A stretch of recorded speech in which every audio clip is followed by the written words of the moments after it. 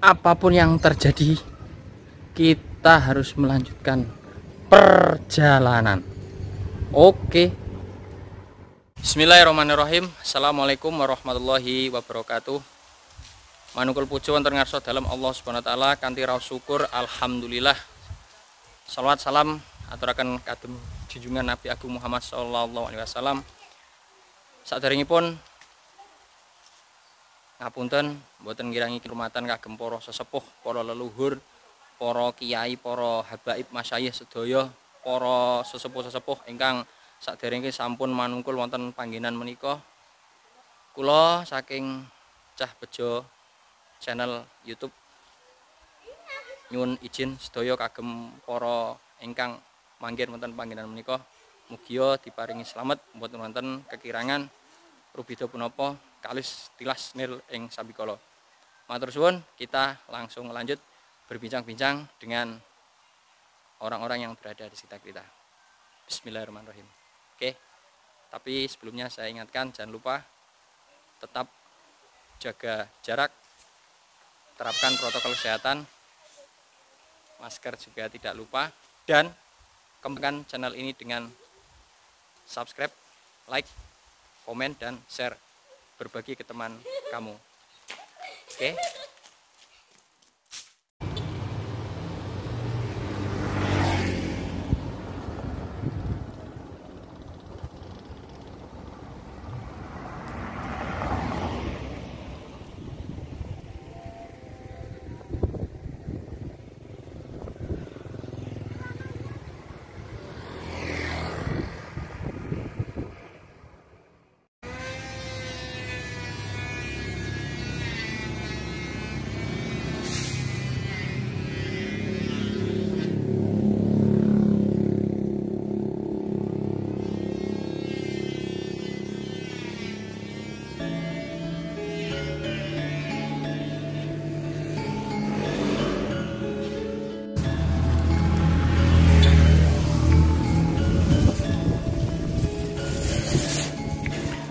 Sebuah tempat yang bernama Masin, yang kini berada di Desa Kandang Mas, Kecamatan Dawe, Kabupaten Kudus.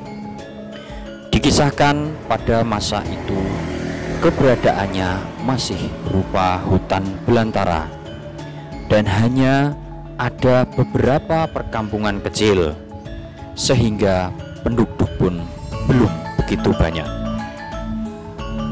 Kala itu kawasan lereng Muria adalah tempat syiar atau penyebaran agama Islam oleh salah satu tokoh besar, yaitu Kanjeng Sunan Muria.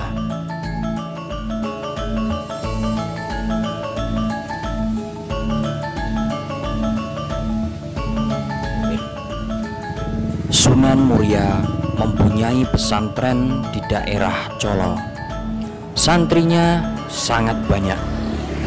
Mereka datang dari berbagai tempat seperti Pati, Jepara, dan Semarang. Banyak hal yang diajarkan oleh Kanjeng Sunan Muria, bukan hanya ilmu agama saja.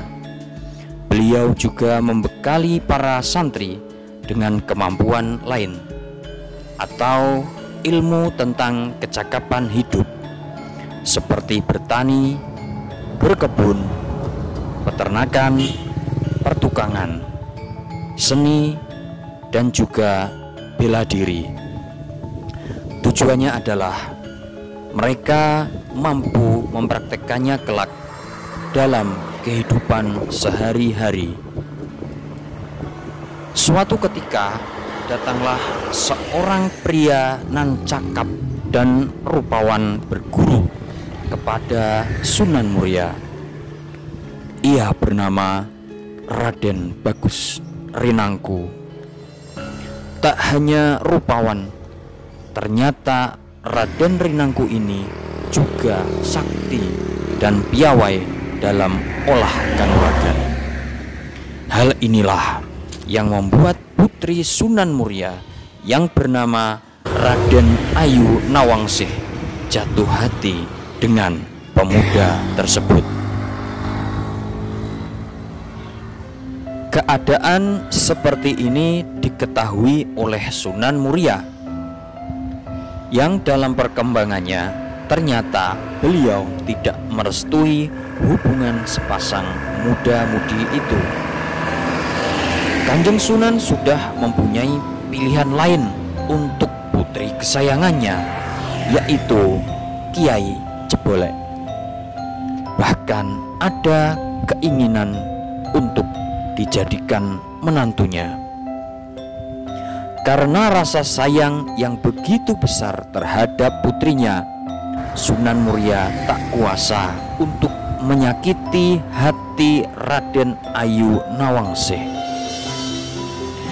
Untuk menjauhkan Rinangku dari putrinya, Sunan Muria menugaskan Raden Bagus Rinangku untuk menumpas para perampok yang mengganggu ketentraman warga. Singkat cerita, ternyata pemuda rupawan itu berhasil menumpas gerombolan perampok. Tidak hanya itu saja, bahkan salah seorang di antaranya bertobat dan memperdalam ilmu agama. Ialah yang kelak disebut Kiai Masyhudi. Sunan Muria kemudian menyiapkan rencana yang lain.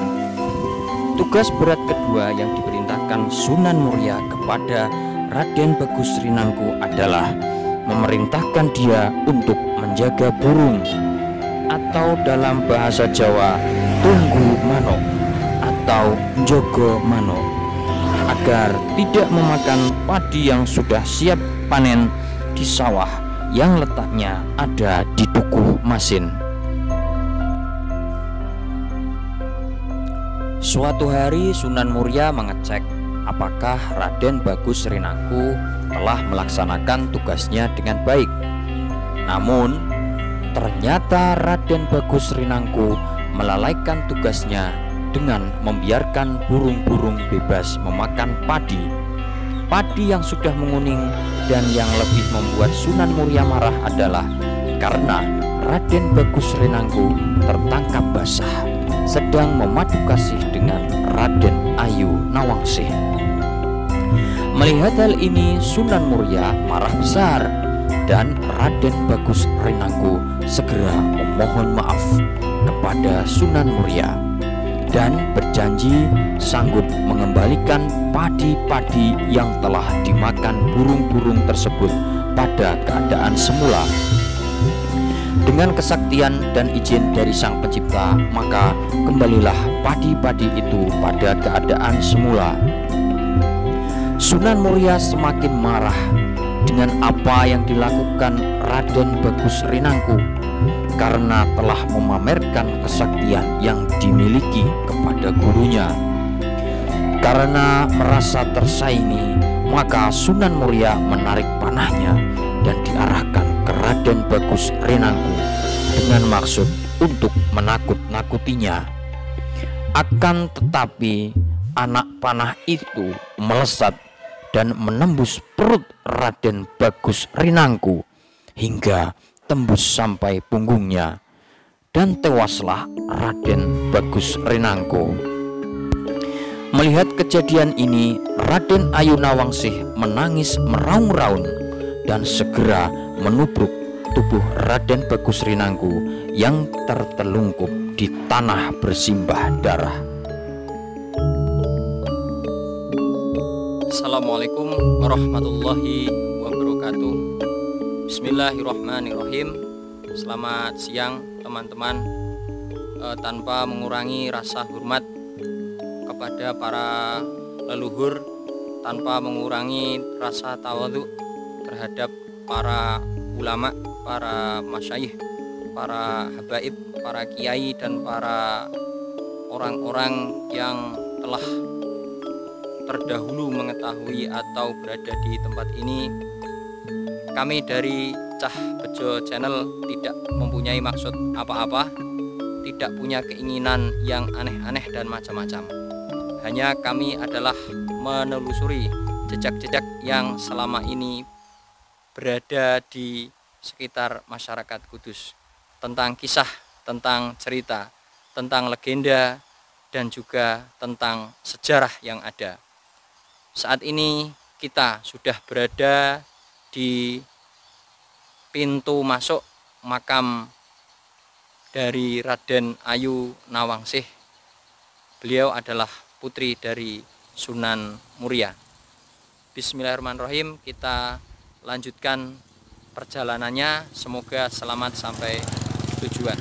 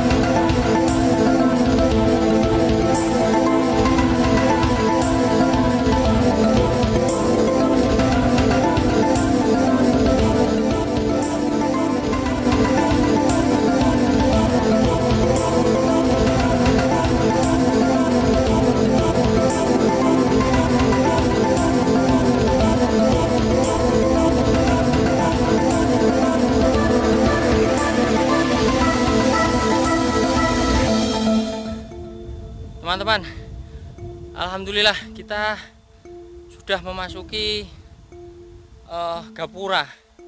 Gapura masuk ke makam Raden Nawangsih. Tanpa berpikir panjang dan berlama-lama, subscribe, like, komen, share, bagikan kepada semuanya biar channelnya semakin berkembang. Kita masuk ke dalam.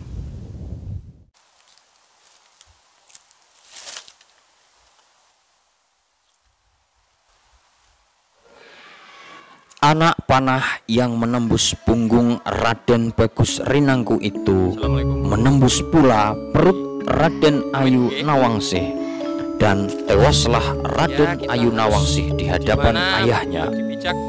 Jenazah kedua muda-mudi ini pun dimakamkan di atas sebuah bukit di mana keduanya memadu kasih. Kematian muda-mudi ini amat menggemparkan penduduk di sekitar Masin. Para pelayat yang ikut mengantarkan jenazah kedua muda-mudi ini tertegun, berdiri terpaku. Keharuan mencekam mereka yang berduka ketika mendengarkan nasihat Sunan Muria. Setelah jenazah selesai dikuburkan, para pelayat masih meratapi nasib kedua muda-mudi itu. Lalu Sunan Muria berkata, "Ah, bagaikan pohon jati saja engkau semua, berdiri terpaku, tak bergerak di bukit." Ketika itu pula semua pelayat berubah menjadi pohon jati. Hingga sekarang pohon jati itu masih ada, dan pohon-pohon itu dikeramatkan oleh penduduk sekitar makam Raden Bagus Rinangku dan Raden Ayu Nawangsih. Wonten nggih.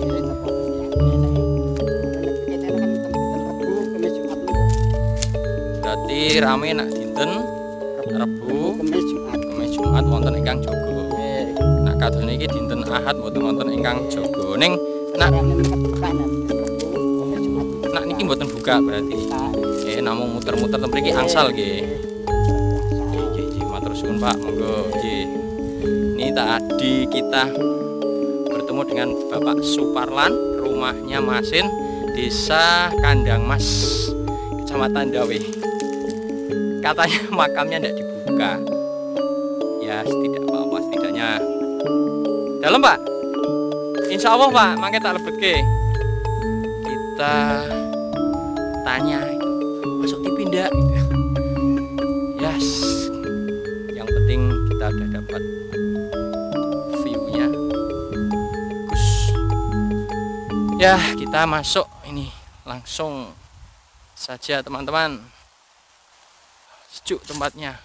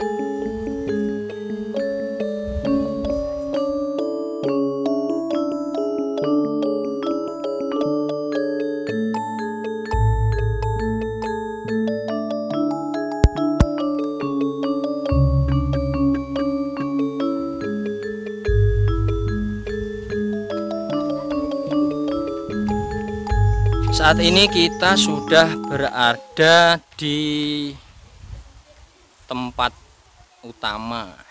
Berarti ini adalah yang menjadi pesarian atau makam ya dari Raden Nawangsih. Ini di sekitar sini dihiasi banyak tanaman asem.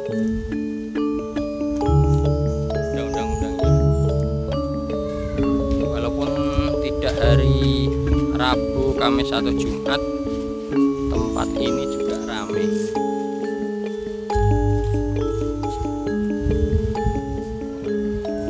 Dari paparan kisah yang telah disampaikan, sebenarnya ada beberapa pesan moral yang sangat besar yang terkandung di dalamnya. Pertama, bahwa kita harus senantiasa menghormati guru kita, meskipun guru mempunyai maksud tersembunyi yang tidak diketahui terhadap keselamatan diri kita. Kedua, jangan sampai kita melanggar perintah guru, karena guru merupakan orang tua kita kedua setelah orang tua kandung kita yang berada di rumah. Ketiga, bahwa kisah ini memiliki beberapa catatan-catatan, seperti apakah benar Sunan Muria seorang ulama memiliki watak dan sifat yang kejam sehingga tega untuk membunuh dan menghabisi nyawa muridnya sendiri. Lain cerita seumpama ada kelalaian dari diri sang Sunan yang sebenarnya hanya ingin menakut-nakuti, tetapi karena kelalaian seorang manusia, akhirnya anak panah itu terlepas. Maksud dari beberapa ungkapan seperti perintah sang Sunan untuk menjaga burung, dalam kepercayaan masyarakat Jawa ada yang mengartikan jaga manuk atau menjaga manuk, tunggu manuk. Manuk diartikan sebagai nafsu atau syahwat laki-laki yang harus dijaga agar tidak diumbar sebebas mungkin untuk dilampiaskan, sehingga terjadilah perbuatan zina dengan putrinya sendiri, yaitu Raden Ayu Nawangsih.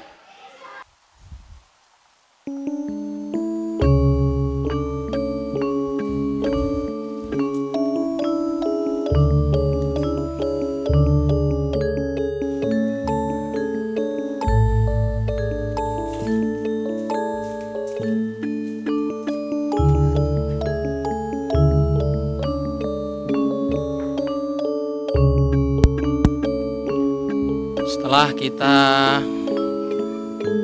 sedikit menelisik di dalam tadi, kita meninggalkan tempat ini, keluar melalui pintu sebelah utara atau pintu keluar yang sudah ada. Di sini bisa kita lihat ya.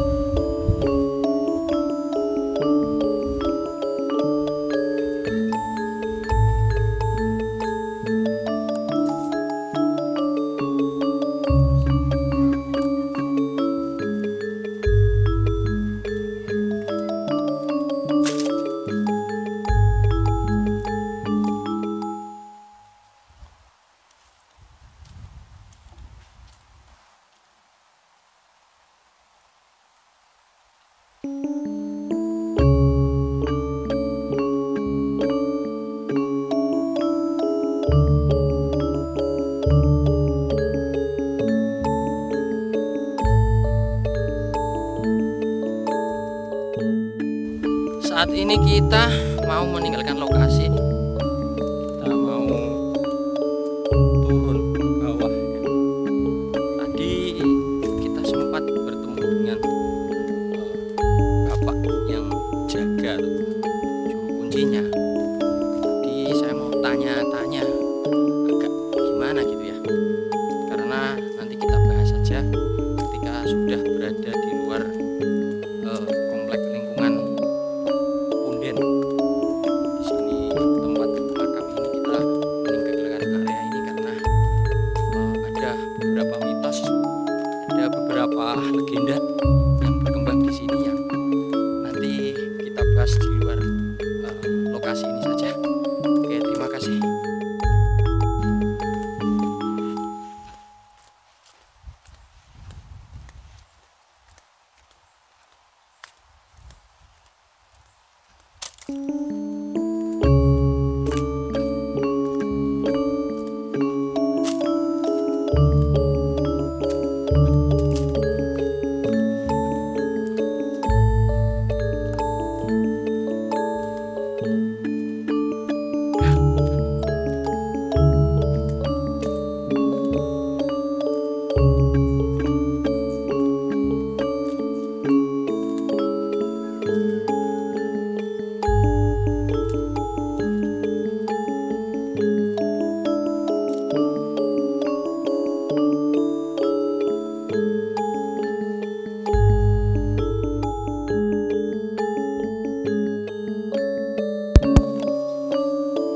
Kita sudah keluar dari lokasi ini, kita sudah keluar dari lokasi makam, mau meninggalkan tempat ini. Kita pulang menuju ke situs yang lain atau tempat yang lain.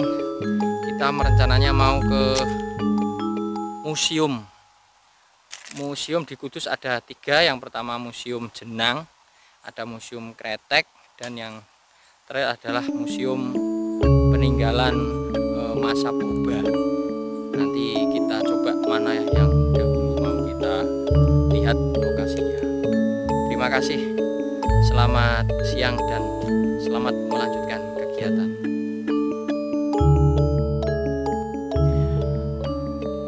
Sudah seharusnya pula kita mengambil beberapa pelajaran dari kisah ini. Sifat yang mendidik dari cerita ini adalah bahwa generasi muda sekarang yang cenderung hidup bebas tanpa memperhatikan nilai, moral, dan etika dalam masyarakat, sehingga harus menjadi koreksi kepada diri kita masing-masing. Selain itu, ada juga pesan-pesan yang lain, seperti adanya keinginan dari seorang penyebar agama memberikan bekal-bekal hidup kepada santri-santrinya agar tetap mampu bertahan hidup dan selalu menjaga keimanan, ketakwaan terhadap Tuhan Yang Maha Esa. Analisa yang lain adalah tentang pohon jati. Dikisahkan pohon jati ini dulunya adalah para pelayat yang kemudian disabda oleh Kanjeng Sunan karena tertegun melihat kematian putrinya dan juga Raden Bagus Rinangku. Kekeramatan yang sampai saat ini diberikan kepada pohon-pohon jati itu pun memberikan manfaat, sehingga siapapun tidak berani untuk mengambil, menggunakan atau memanfaatkan kayu jati yang ada di wilayah tersebut, sehingga keberadaannya tetap terjaga dan lestari.